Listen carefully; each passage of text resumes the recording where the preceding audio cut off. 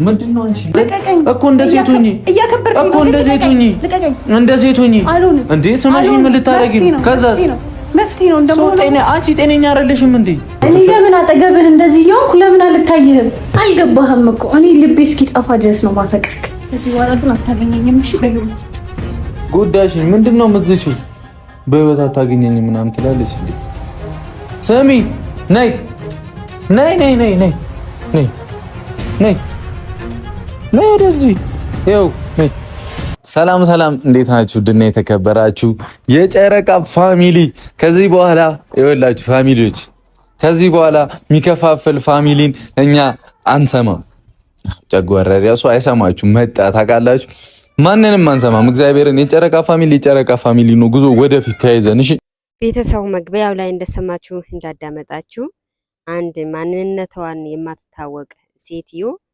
ብሩኬን አፈቅረዋለሁ እወድሃለሁ እንደውም በግርድ ካልሳምክ ብላ አስገድዳ ስትይዘው እናያለን ማለት ነው።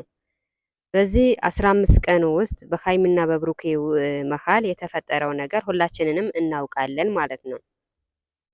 ሃይሚ ካሁን በኋላ አለኔ ምንም ነገር እንዳታደርግ አለኔ ፍቃድ ምንም እንድታደርግ አልፈቅድልህም በማለትም አስጠንቅቃ ነግረዋለች ማለት ነው። አሁን ላይ ደግሞ እንደምታዩት ሃይሚ ሳታቅ አንድ ሴትዮ መታ ብሩኬን እወደዋለሁ ስትል እናያለን ማለት ነው።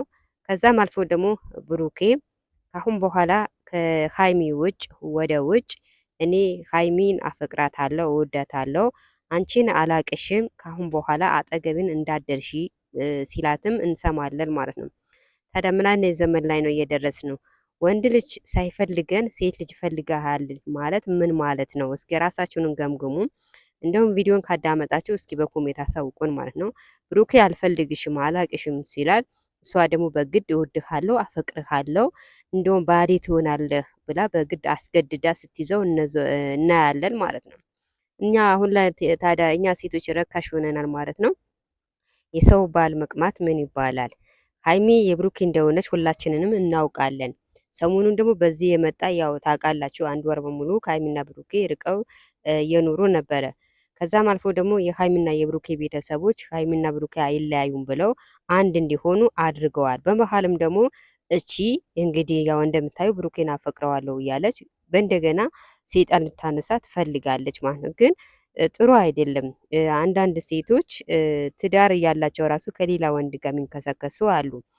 ግን እንደዚህ መሆን ለራሳቸውም ጥሩ አይደለም ነው የምለው። በጣም በሚገርም ርዕስና በጣም በሚገርም ቪዲዮ ነው የመጣሁት ቤተሰብ።